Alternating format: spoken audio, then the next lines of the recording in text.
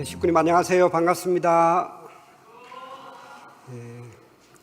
오늘은 설교에 들어가기 전에 잠시 추모의 시간을 좀 갖도록 하겠습니다.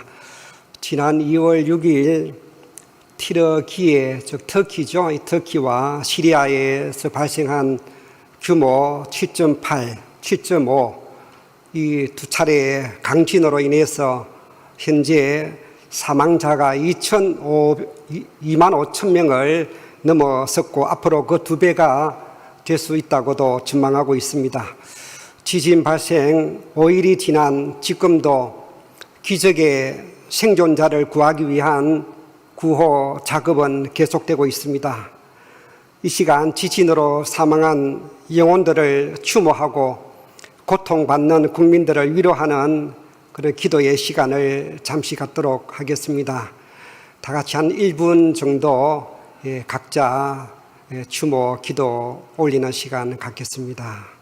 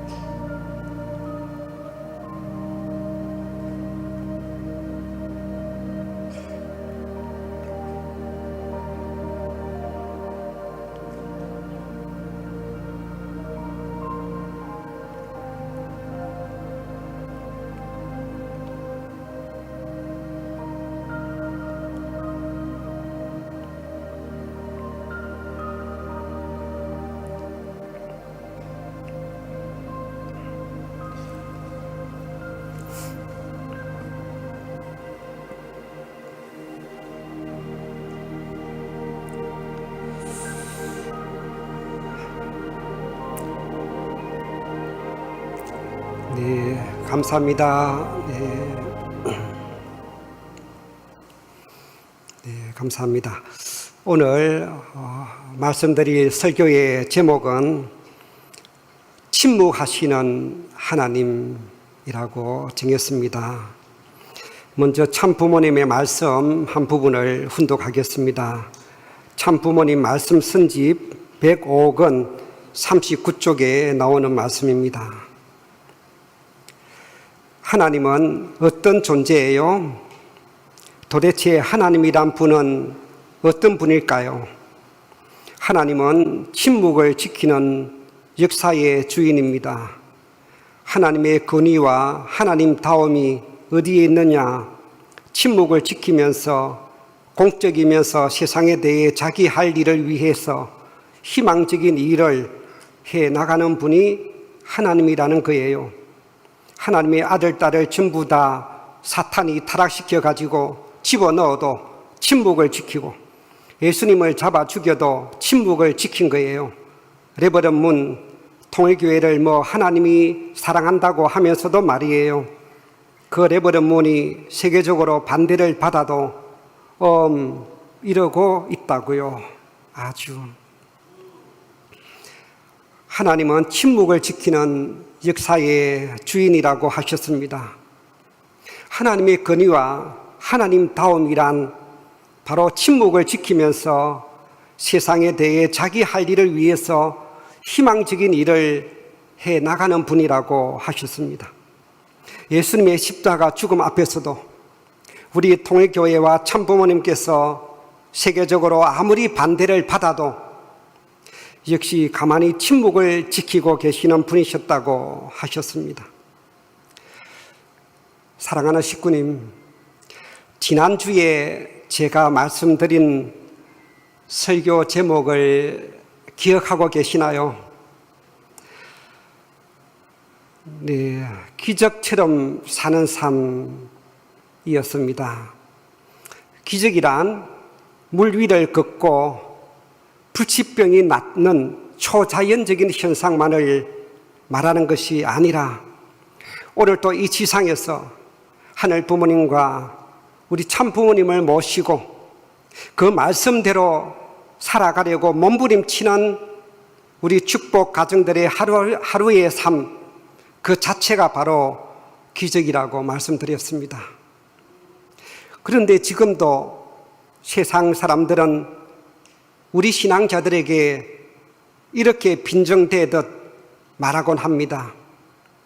왜 하나님은 당신의 자녀들이 사탄 마귀로부터 비참하게 유린당하고 짓밟히며 고통을 당하고 있는데도 불구하고 강 건너 불구경하듯 가만히 있느냐고 말입니다.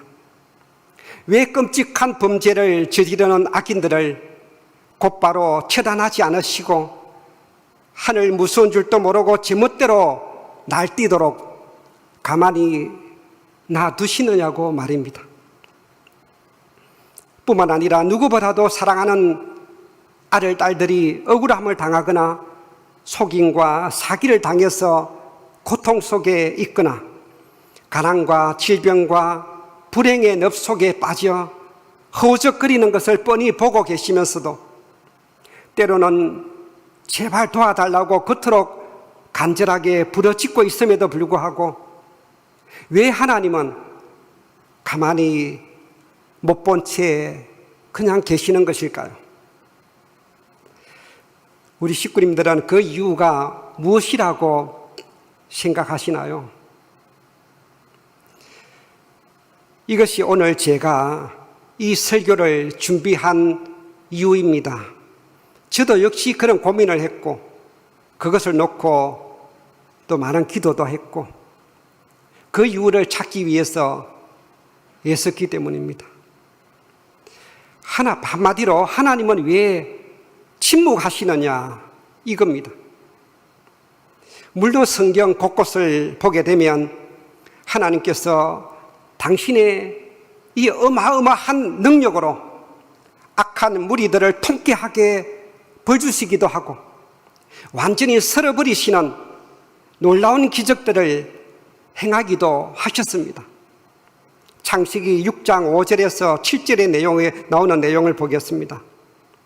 여호와께서 사람의 죄악이 세상에 가득함과 그의 마음으로 생각하는 모든 계획이 항상 악할 뿐임을 보시고 땅 위에 사람 지으셨음을 한탄하사 마음에 근심하시고 이르시되 내가 창조한 사람을 내가 지면에서 쓸어버리되 이런 내용이 나옵니다.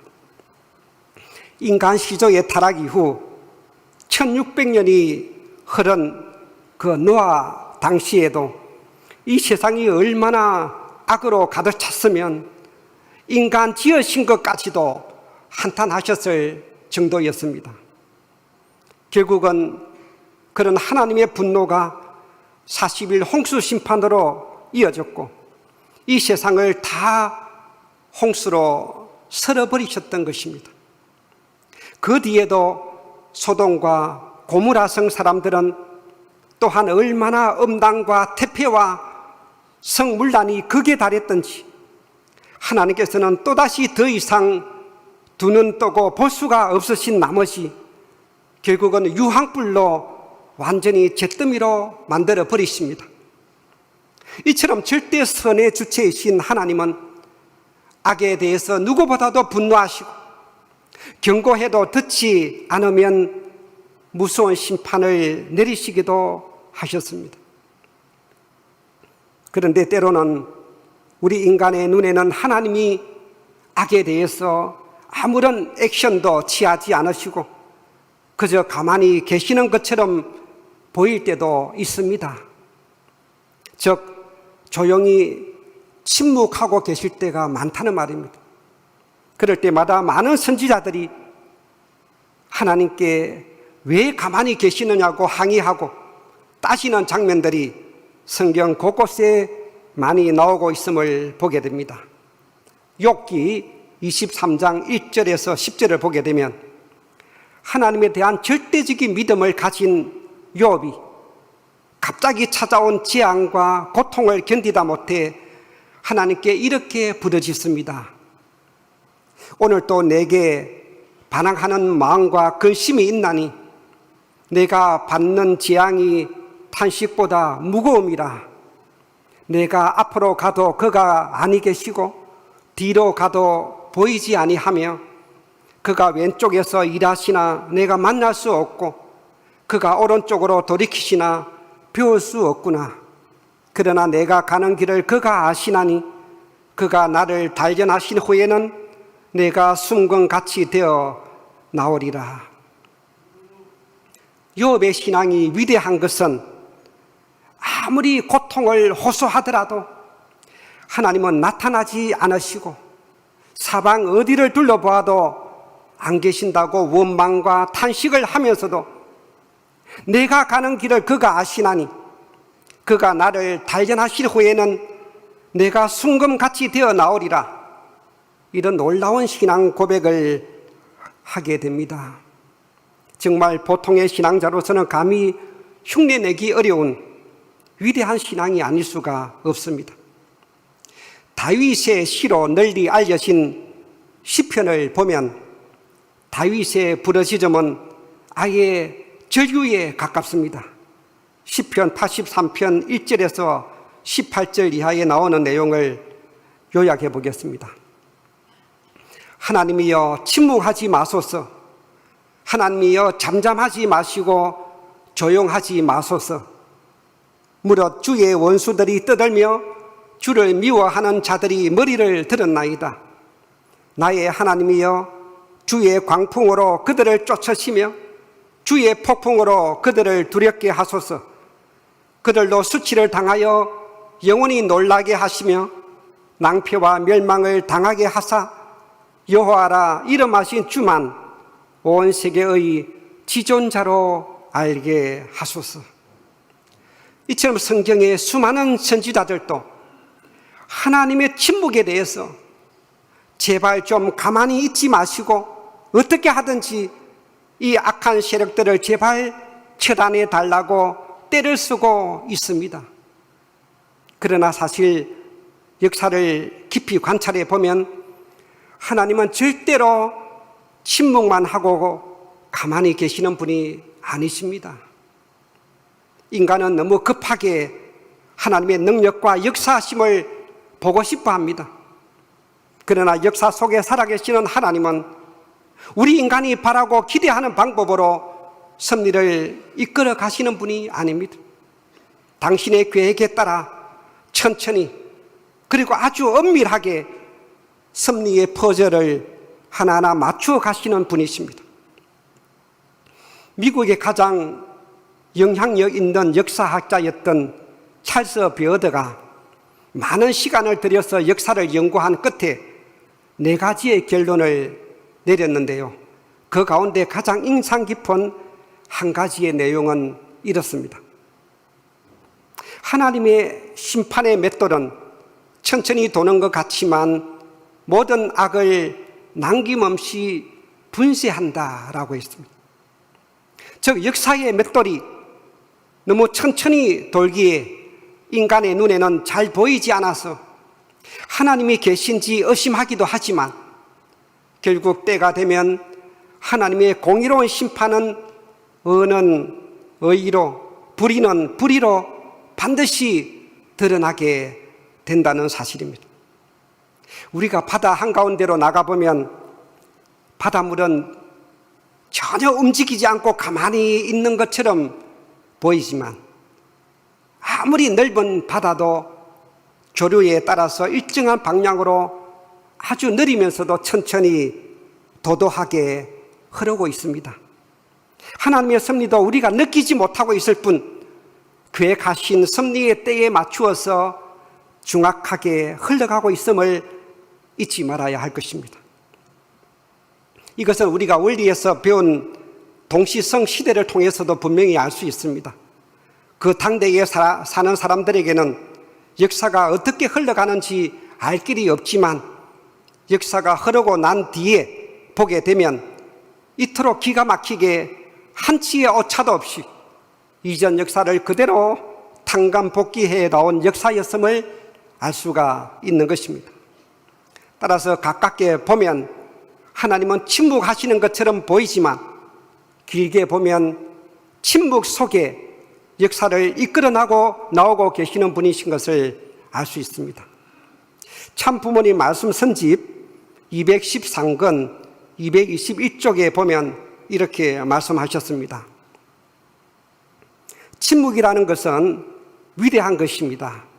하나님은 창세 이후 지금까지 타락한 이후에 있어서 말없이 침묵을 지키고 계시는 위대한 주인공이십니다.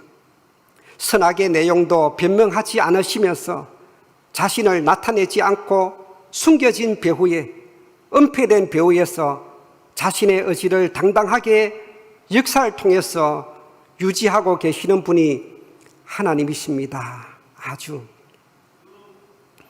하나님은 창세 이후 지금까지 말없이 침묵을 지키고 계시는 위대한 주인공이라고 말씀하시면서 선악의 내용도 변명하지 않으시고 숨겨진 배후에서 자신의 의지를 당당하게 역사를 통해서 유지하고 계시는 분이라고 말씀하셨습니다. 여기서 잠시 하나님의 침묵에 대해서 아주 실감 있는 좋은 예화를 하나 소개하고자 합니다. 북유럽 어느 시골 교회에 사람 크기만한 예수님의 동상이 있었답니다. 그 예수님 동상 앞에서 기도를 하면 소원이 잘 이루어진다는 소문이 나서 많은 사람이 찾아왔습니다. 그런데 그 교회의 문지기가 예수님이 서 있는 그곳에 한번 서보는 것이 최고의 소원이었답니다. 그래서 예수님께 소원을 말하며 여러 날을 기도했습니다. 그러던 어느 날 예수님의 음성이 들렸습니다. 그래, 너가 하도 소원을 말하니 딱 하루만 너와 자리를 바꾸겠다. 그런데 나와 한 가지 약속을 해야 된다. 너는 누가 와서 어떤 행동이나 소원을 빌면서 기도를 하든지 끝까지 침묵을 지켜야 하느니라. 거듭 말하지만 절대 말하지 말거라. 약속할 수 있겠느냐? 문지기는 절대 침묵하겠다고 예수님께 굳게 약속을 했습니다. 그래서 문지기는 예수님의 동상이 되었고 예수님은 문지기가 되었습니다. 문지기가 예수님의 동상으로 서 있을 때 첫 번째 사람이 찾아왔습니다. 그는 아주 부자였고 도박을 즐기는 자였습니다. 자기가 도박을 하러 가는데 돈을 잃지 않고 많이 딸 수 있도록 도와달라는 내용이었습니다. 그런 간절한 기도를 한참 드린 후에 부자는 돌아갔습니다. 그런데 그 부자가 자기가 가지고 온 돈다발이 들어있는 가방을 깜빡하고 놓고 갔습니다. 문지기는 가방을 놓고 갔다는 것을 그 부자에게 알려주고 싶었지만 예수님과의 약속 때문에 침묵했습니다. 조금 후에 아주 가난한 농부가 왔습니다. 자기 아내가 중병으로 누워 있는데 치료비가 없으니 어떻게든 도와달라는 내용이었습니다. 그 농부가 기도를 마치고 돌아가려다가 돈가방을 보았습니다. 농부는 그것이 하나님의 응답이라고 생각하고 감사 기도를 드린 후에 그 돈가방을 가지고 갔습니다. 이번에도 문지기는 그 돈가방은 주인이 있다고 말해주고 싶었지만 예수님과의 약속 때문에 참았습니다. 세 번째로 기도하러 온 사람은 고기잡이 배를 타고 먼 바다로 나가는 청년이었는데 자신의 안전을 위해서 기도를 하러 온 것입니다. 청년이 기도를 막 시작하였는데 갑자기 헐레벌떡 돈가방을 놓고 간 부자가 달려왔습니다. 돈가방이 사라진 것을 확인한 부자는 다짜고짜 기도하는 청년의 멱살을 잡고 돈가방을 내어놓으라고 얼음장을 놓았습니다. 청년은 이게 무슨 행패냐고 아무리 아니라고 해도 이미 돈가방을 잃어버려서 정신이 나간 그 부자는 청년을 곧장 경찰서로 끌고 가려고 했습니다. 청년은 지금 바로 가지 않으면 배를 탈 수가 없다면서 경찰서로 가는 것을 거부했습니다. 그렇게 옥신각신하며 다투는 것을 본 문지기는 더 이상 도저히 참을 수가 없어서 사실 그대로를 다 말해주고 말았습니다. 어떤 결과가 나타났을까요? 그래서 청년은 무사히 배를 타게 되었고 부자는 돈가방을 찾을 수가 있었습니다. 그때 예수님이 노하신 음성으로 말씀하셨습니다. 너는 나하고 약속을 지키지 않았다. 그러니 당장 그 자리에서 내려오너라. 그러자 문지기가 말했습니다. 약속을 지키지 못한 것은 죄송하지만 그렇다고 예수님께서 화를 내실 정도로 제가 잘못하지는 않았습니다. 나는 잘못된 상황을 바로 잡아서 평화를 이루었을 뿐입니다. 그때 예수님께서 이렇게 말씀하셨습니다. 너는 너가 개입해서 해결한 것보다 침묵했으면 더 좋은 결과가 있다는 것을 몰랐던 것이다. 부자는 어차피 그 돈은 도박장에서 다 날릴 돈이었느니라. 만일 그 돈이 농부에게 갔더라면 농부의 아내를 살릴 수 있었느니라. 더욱이 잘못이 큰 것은 청년의 문제이다. 청년은 그냥 두었으면 배를 타지 못해서 살 수 있었다. 그러나 너가 개입함으로 그 청년은 배를 타게 되었고 그 배는 바다에서 침몰하여 죽게 되었느니라. 내가 침묵으로 일하는 이유를 이제 알겠느냐? 네, 여기까지입니다. 이 한 편의 애화가 주는 교훈이 너무나도 크게 다가왔습니다. 하나님은 이미 우리 인간의 운명이라든가 그 다음에 되어질 일까지 훤히 내려다보시기 때문에 지금 당장 내 뜻대로 되어지지 않는다고 해서 무작정 하나님을 원망하거나 불평, 불만을 가져서는 절대 안 된다는 사실을 일깨워주고 있는 예화입니다. 하지만 대부분의 사람들은 짧은 자기 생각만 가지고서 하나님의 침묵에 대해서 견디지 못하고 온갖 불평, 불만을 늘어놓습니다. 그러다가 결국 제풀에 못 이긴 나머지 하나님을 원망하고 떠나버리기도 합니다. 오늘도 세상은 한없이 부조리하고 혼란합니다. 정직하고 어려운 사람들이 고난을 받고 불의한 자들이 더 크게 활개를 치고 있는 세상이지만 그러나 우리는 의심하지 말고 굳게 믿어야 합니다. 하나님은 분명히 침묵 가운데 섭리하시며 침묵 중에 우리를 간섭하고 계시는 분이심을 말입니다. 사랑하는 식구님, 이제는 왜 하나님이 침묵하시는지, 왜 우리 눈에는 하나님이 가만히 계시는 것처럼 보이는지 감이 좀 잡히시나요? 우리는 때로는 하나님께 간절히 소원을 빌거나 절박한 마음으로 다급한 문제를 놓고 간구하며 애원하기도 합니다. 아니, 지금 이 시간에도 전 세계 수많은 사람들은 엎드려 눈물로 기도하고 있습니다. 그러나 그 모든 기도와 소원이 다 이루어지는 것은 아닙니다.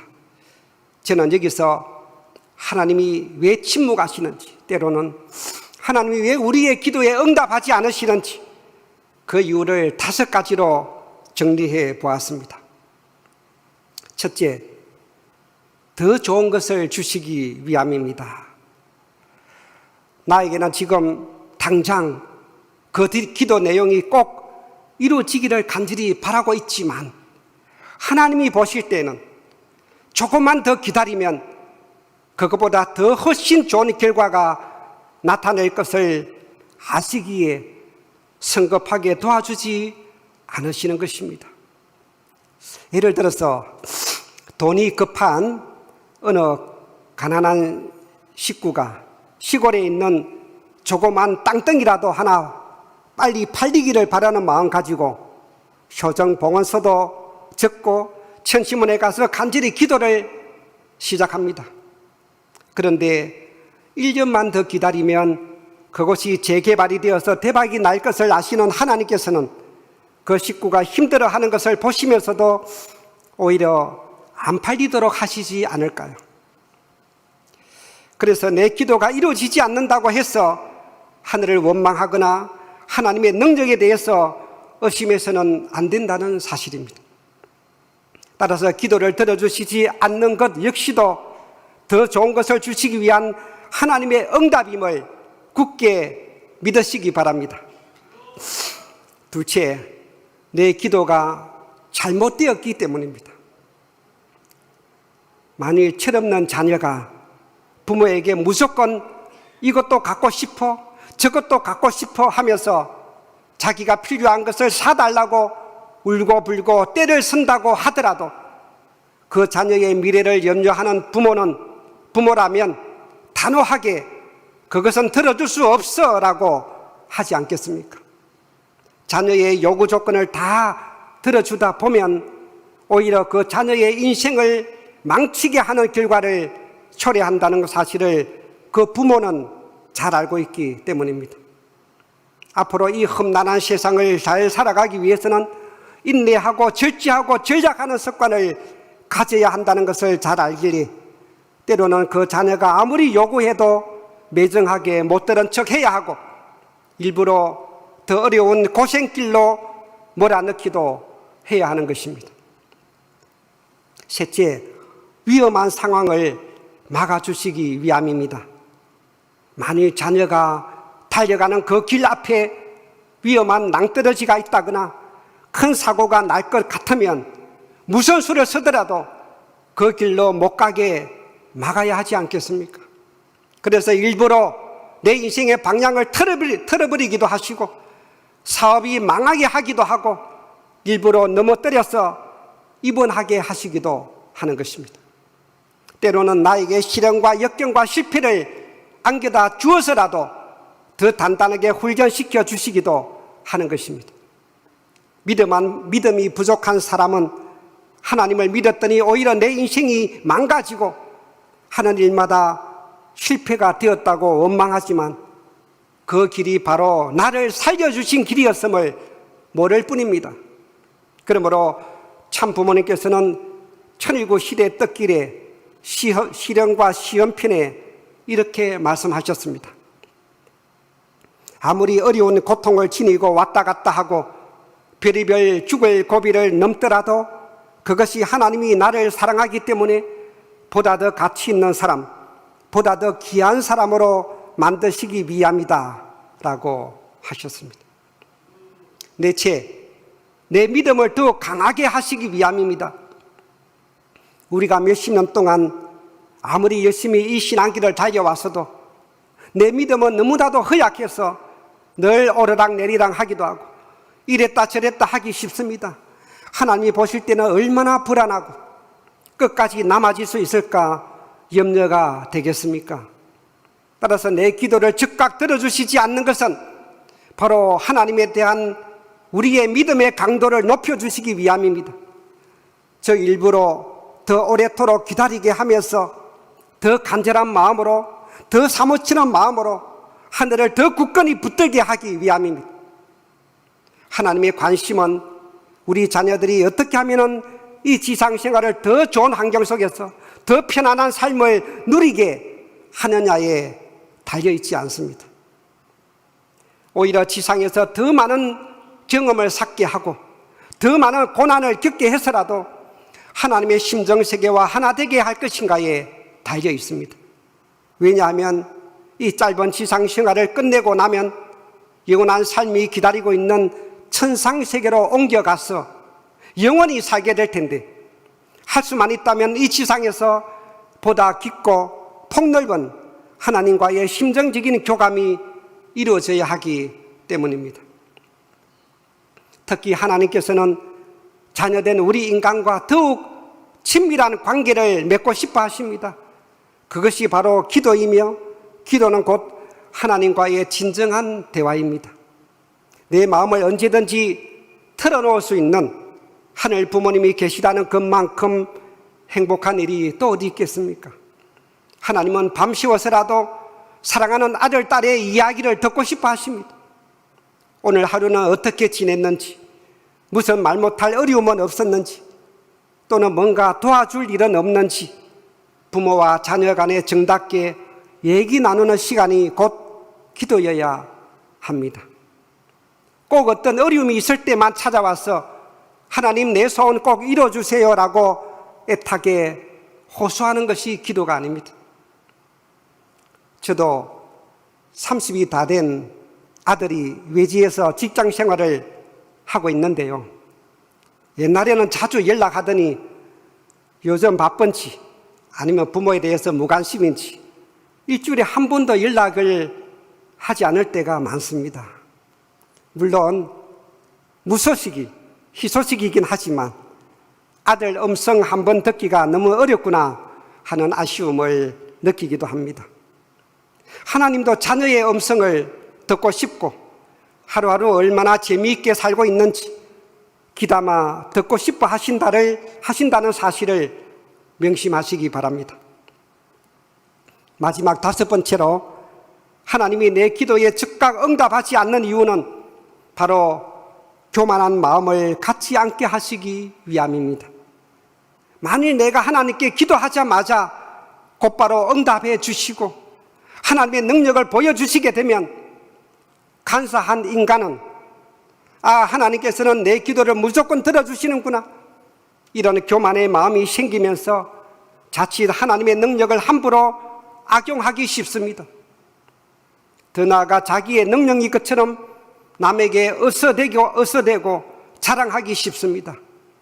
흔히 부잣집이나 근세를 가진 부모가 뒤에 있으면 그 가족이 권력 남용을 행사하는 경우가 얼마나 많습니까? 물질 축복을 내려주고 싶지만 때로는 그 반대로 궁핍하게 만들어버리시고, 건강 축복을 내려주고 싶지만 오히려 건강을 더 악화시켜서 가장 절망적인 상황까지 가게 내버려 두시기도 합니다. 그 속에서도 과연 하나님을 붙들고 있는지, 하나님에 대한 믿음을 의심하지 않는지 보고 싶어 하시는 것입니다. 왜냐하면 믿음이 허약해서 쉽게 변덕 부리는 인간이라면 기도에 즉각적으로 응답해 주게 되면 오히려 독이 될 수 있기 때문이기도 하는 것입니다. 그래서 이사야서 55장 8절에서 9절을 보면은 이런 내용이 있습니다. 이는 내 생각이 너희의 생각과 다르며 내 길은 너희의 길과 다름이니라. 여호와의 말씀이니라.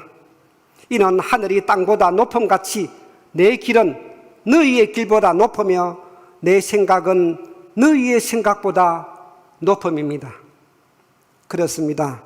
하나님의 생각이 우리의 생각과 다르며 하나님의 길이 우리의 길과는 다르다고 분명히 지적하고 계십니다. 하늘이 땅보다 높음같이 하나님의 생각이 우리의 생각보다 높다고 분명히 일깨워주고 계십니다. 이 성경 말씀처럼 오늘 우리는 우리의 참부모님께서 걸어 나오신 그 생의 노정 또한 우리의 짧은 생각으로는 도저히 이해할 수 없는 방법과 우리의 생각과 우리가 생각하는 길과는 전혀 다른 방향으로 이 섭리를 이끌어 나오신 것을 수없이 보고 있지 않았습니까?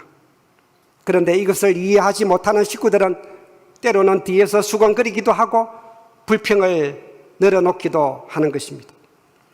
우리 참 어머님께서 걸어 나오신 노정 또한 얼마나 많은 뒤에서 숙덕 공론이 있어 왔습니까? 그러나 참 어머니께서는 그 어떤 상황에서도 일일이 대꾸하지 않으시고 인내와 침묵으로 참 아버님 곁을 묵묵히 지키시며 이 섭리를 이끌어 나오셨습니다. 또한 참 아버님 성화 이후에도 수많은 어려움 속에서도 오로지 침묵하시며 하늘 부모님의 생각과 하나 되시어 기적적인 섭리의 완성을 이루어 나오고 계시는 것입니다. 결론적으로 오늘 말씀드린 하나님의 침묵에 대해서 그 깊은 의미를 마음속에 아로새겨서 다시 한번 우리 각자의 신앙을 하늘 부모님과 참 부모님과 재정렬하는 계기로 삼아주시기 바랍니다. 즉, 내 기도에 대한 즉각적인 응답이 없을 때, 아직 내 믿음이 부족하구나. 내가 바라는 기도가 하나님이 바라보실 때는 올바른 것이 아니었구나. 그 길이 내가 가야 할 길이 아니구나. 내 인생의 방향을 바꾸어 주시기 위함이구나. 좀 더 연단의 과정이 필요하기 때문이구나. 이런 믿음의 자세를 가진다면 하나님이 침묵하시는 기간이야말로 내 신앙을 더욱 하나님과 정렬해 나가는 계기가 될 것이고, 내 신앙을 더욱 반듯하게 성장시키는 절호의 기회로 삼을 수가 있게 될 것입니다. 그렇게만 된다면 침묵은 바로 하나님이 나에게 주시는 최고의 선물이 될 것입니다. 그리하여 이 섭리의 최종 완성의 한날, 천왕궁 천일성전 성리봉헌의 한날을 통해 기적의 실체이신 참부모님과 완전히 하나가 되어 천일국의 새로운 지평을 열어가는 이 위대한 섭리에 힘껏 동참해 나가시는 우리 모든 천원교회 식구님들이 되어주시기를 부탁드리면서 오늘 설교를 마치겠습니다.